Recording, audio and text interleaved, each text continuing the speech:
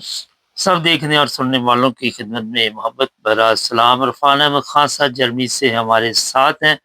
آج میں نے کہا جرمنی کی صورتحال پہ بات چیت کریں گے خان صاحب سے. خان صاحب سب سے پہلے بتائیے کہ امریکہ اگر فوج یہاں سے نکال لیتا تو اس کا کیا نقصان ہے جرمنی کو؟ جرمنی کو کیا نقصان ہو رہا ہے؟ دیکھیے ایک معاہدہ ہوا تھا جس کو وارسا پیکٹ کہتے ہیں دوسری جنگ عظیم کے بعد. جی. اس کے بعد جرمنی کے اندر 3 ڈیوائیڈڈ ایڈمنسٹریشن زون بنے تھے. ایک فرانس کے پاس تھا, ایک برطانیہ کے پاس تھا اور ایک امریکہ کے پاس تھا. اور امریکہ کے پاس سب سے بڑا زون تھا جس میں ساری جو فوج کی ذمہ داری ہے, یہ جرمنی کی حفاظت کی ذمہ داری ہے, وہ انہوں نے اٹھائی تھی امریکہ نے.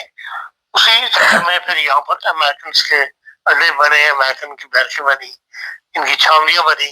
ہر شہر میں تقریباً جرمنی کا ہم نے چھاؤنی دیکھی ہے جب آیا ہوں 72 کے اندر.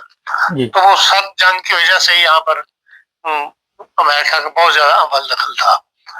اور اس کے بعد پھر یہ جب روس کا خاتمہ ہوا ہے تو اس کے بعد پھر جو نئی ڈیولپمنٹ ہوئی, نئے معاہدے ہوئے, اس میں پھر اس کی امریکہ کی فوج کی تعداد جو ہے وہ کم ہونی شروع ہوئی.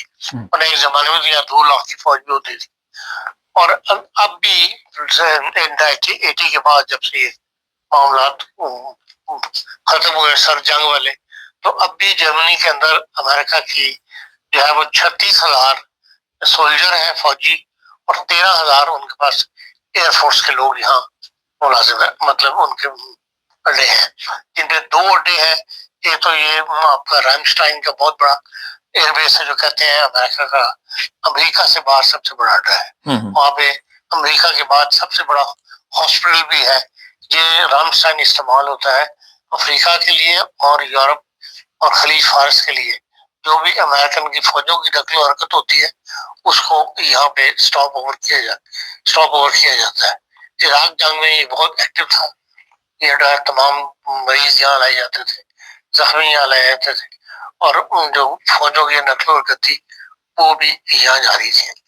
اس قانون کے تحت اب یہاں پر 36,000 کی یا 13,000 کی فوج یہاں موجود ہے.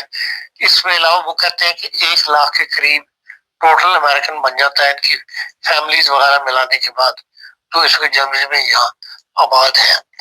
جو جنرل صدر نے یا جنرل چانسلر نے بیان دیا تھا امریکہ کے بارے میں کہ بھائی ایران کے ساتھ جو معاملات طے کرنے ہیں اس کے اندر ایران زیادہ سمجھداری سے چل رہا ہے, اس کا فوری نوٹس لیا صدر صاحب نے, امریکن صدر نے, اور ایک بند بیان جاری کر دیا کہ بھیا ہم ان کی فوج کو, ہم نے ان کا خرچہ اٹھایا ہوا, ان کی حفاظت کرتے ہیں, ہم اپنی فوج واپس بلا لیں گے. اس کے جواب میں وزیر دفاع نے, جرمنی کے وزیر دفاع نے کہا تھا کہ ہم اپنے دفاع کو مضبوط بنا رہے ہیں اور ہم انڈیپینڈنٹ یورپین دفاع کے اوپر کام کر رہے ہیں. ودن 24 آورس انہوں نے کابینہ کا اجلاس کے اندر 35 بلین جو ہے وہ منظور کیا کہ بھئی ہم جو وار ٹیکنالوجی چینج ہو گئی ہے اس کو حاصل کرنے کے لیے ہم 35 بلین جو ہے وہ ابھی وہ کیبنٹ پہ بھی اسمبلی میں پیش ہونا ہے بلڈسٹاگ میں, اور اس کے بعد پھر وہ فائنل ہو جائے گا. کیبنٹ نے اس کو پاس کر دیا ہے. پتہ جرمنی نے کوئی ایسا سیریس نہیں لیا ان کے معاملات کو, لیکن یہ بیان بھی ساتھ دیا کہ بھئی ہم ایک اتحادی ہیں, ایک پرانا اتحاد ہمارا چل رہا ہے ڈیفینس کا, اور ہم وہ ختم نہیں کرنا چاہتے, لیکن ہم اپنا ڈیفینس یورپ کا ڈیفینس اب خود بھی کرنا چاہتے ہیں. تو یہ وجہ بنی تھی ان کے بیان کا جو فوری رد عمل تھا, جو جس طرح ٹرمپ صاحب کی عادت ہے ایک فوری رد عمل ضرور ظاہر کرتے ہیں, اس کے جواب میں جرمنی نے یہ کہا ہے. تو اب بہرحال یورپ میں خود بھی اس قسم کے بیانات آنے شروع ہو گئے کہ ہم نے اب یورپین اپنے اتحاد علیحدہ بنانے ہیں, اور یورپ جو ہے وہ خود اپنے ڈیفینس کے لیے کرے گا. تو بہرحال انڈیا یہ جو 5,000 فوجی واپس بلائے ہیں, یہ 6 سے 1 سال لگے گا ان کو واپس جانے میں. تو رامسٹائن ہے اور ایک چھوٹا سا ایئر بیس ہے جو زیادہ لوجسٹک کے لیے استعمال ہوتا ہے, 12 نہیں آتا.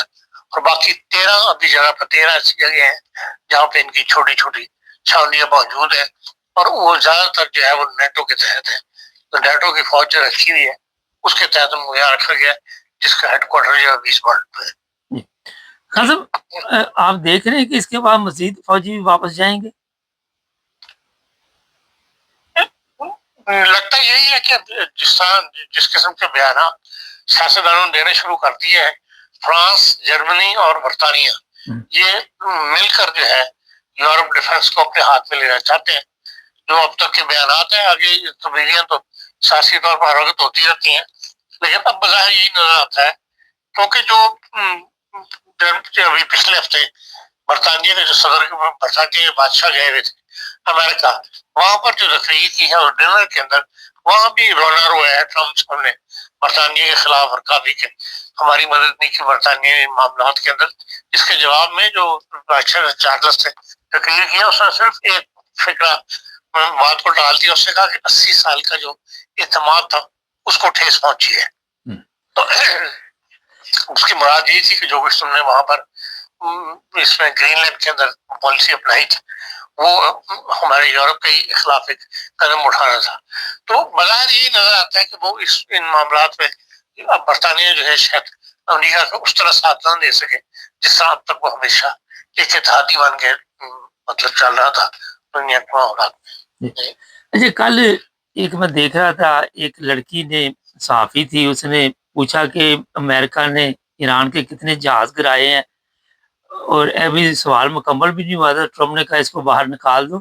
خان صاحب، اتنے بندے میں کیا ہو گیا کہ چھوٹی چھوٹی بات پہ کوئی سوال کا اگر جواب نہیں آتا تو صحافیوں کے ساتھ یہ برتاؤ؟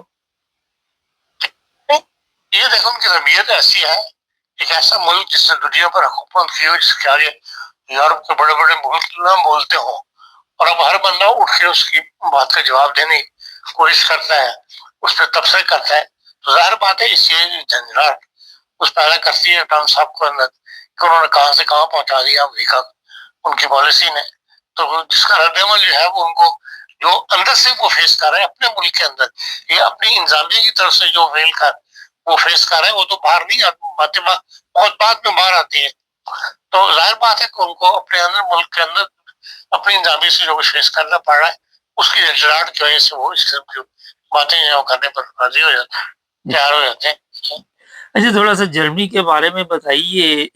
کچھ ایسے قوانین پاس کرنے کی کوشش کی جا رہی تھی جس میں یہ برگا گلٹ آتے ہیں، جو بینیفٹ سسٹم ہے، اور کیا دیکھتے ہیں یہ 1 جولائی سے کچھ چینجنگ آ رہی ہے یا ابھی پھر وہیں پہ چلا گیا سارا کچھ؟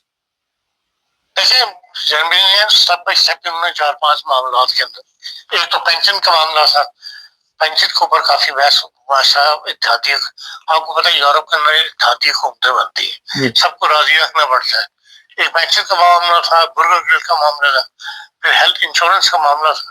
یہ بہت سارے معاملات تھے جو ایک سال سے جرمنی کی کابینہ کے اندر یا کیبنٹ کہتا ہوں وہ جو پارلیمنٹ ہے اس کے اندر ڈسکس ہو رہے تھے، اور اس کے اندر جو بیچاروں نے فیصلے کیے تھے وہ جو ایران وار کی وجہ سے وہ بے اثر ہو کے رہ گئے. جو کچھ بینیفٹس وغیرہ انہوں نے مطلب ہیلتھ کے انشورنس کو دیکھ لیں، اگر میں اپنی ہیلتھ پینشن کی بات کروں تو 1 جولائی سے جو میری 4 یورو پینشن بڑی تھی اس میں 24 یورو جو ہے انہوں نے ہیلتھ انشورنس کے بڑھ گئے، ہیلتھ انشورنس نے پیسے بڑھا دیے.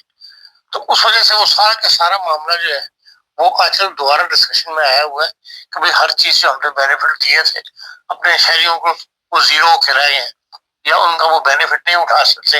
اس ایران کی وجہ سے ہر طرف مہنگائی جو ہے وہ بڑھ گئی ہوئی ہے. تو ان ساری معاملات کو دوبارہ جو ہے وہ ڈسکس کرنا پڑے گا، ورنہ جون سے تو انہوں نے شروع کرنا تھا جو اسائلم کا معاملہ، امیگریشن کے معاملات ہیں اس کو بحث مباحثہ شروع کرنا تھا. اور لیکن یہ ہے کہ یہ ایران وار کی وجہ سے دنیا کے اندر جو تبدیلیاں آئی ہیں، ہر ملک جو ہے وہ اپنے بیسکلی اس بیچارے کی میں اپنی کارروائی تھی اس سے ہٹا ہوا ہے.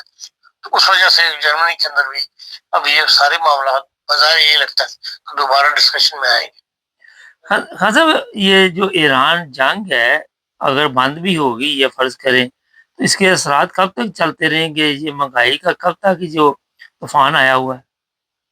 دیکھیں ہم نے تو یہ دیکھا جب ایک دفعہ مہنگائی ہو جائے تو وہ واپس نہیں جایا کرتی، یا اس پہلی قیمتوں پہ چیزیں نہیں جایا کرتی لیکن اگر ایران کے ساتھ معاملہ طے ہو جاتا ہے اور ایران اپنا تیل اوپن فروخت کر دیتا ہے جی اوپیک ویسے ختم ہو گئی ہے تو پھر یہ یو اے ای عرب امارات جو ہے یہ بھی اس سے نکل گئے، یہ بھی اپنا تیل پھر اوپن فروخت کریں گے، اوپن مارکیٹ کھل جائے تو پھر تیل کی قیمتیں کم ہونی شروع ہو جائیں گی.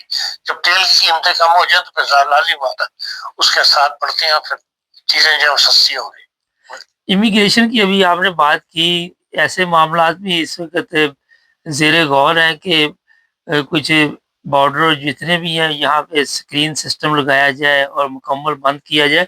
اس سے کوئی ویسے کمی ہوئی اس وقت تک سیاسی پناہ والوں میں؟ یہ سب سیاسی بیان ہیں، یہ پارٹیاں، سیاسی پارٹیاں، تنظیمیں اس قسم کی باتیں وغیرہ کرتی رہتی ہیں، لیکن یورپ جتنا آزاد ملک ہے اس کے اندر اس قسم کی اسکیمیں کہ اسکرینیں لگائی جائیں گی اور لوگوں کو اس طرح سے کیا جائے گا، وہ بظاہر ہی ممکن نظر آتا، اس لیے کہ جو کچھ انہوں نے اب تک کارروائیاں کی تھی کہ ہم اسائلم والوں کو دوسرے ملکوں میں لے جائیں یا یورپ سے باہر ان کے لیے گھر بنا دی، ہاؤسز بنا دیے جائیں، لاگر وغیرہ بنا دیے جائیں بڑے بڑے، اس میں بھی ابھی تک کامیابی انہیں حاصل نہیں ہوئی. کہیں نہ کوئی رکاوٹ جو ہے وہ آ جاتی ہے، ایسی تنظیمیں کھڑی ہو جاتی ہیں جو مینشن ایکٹ کے خلاف اس کو سمجھتی ہیں نہیں ایسے اقدام کو. اس لیے یہ اس قسم کی فکر مندی والی بات تو میں نہیں دیکھتا. ہاں یہ ہے کہ وہ آپ ایسی جو اقدامات اٹھا رہے ہیں اس میں یہ ہے کہ اسائلم کی تعداد ویسے ہی کم ہوتی چلی جا رہی، ہر مہینے مسلسل اسائلم لینے والے کم ہو رہے ہیں.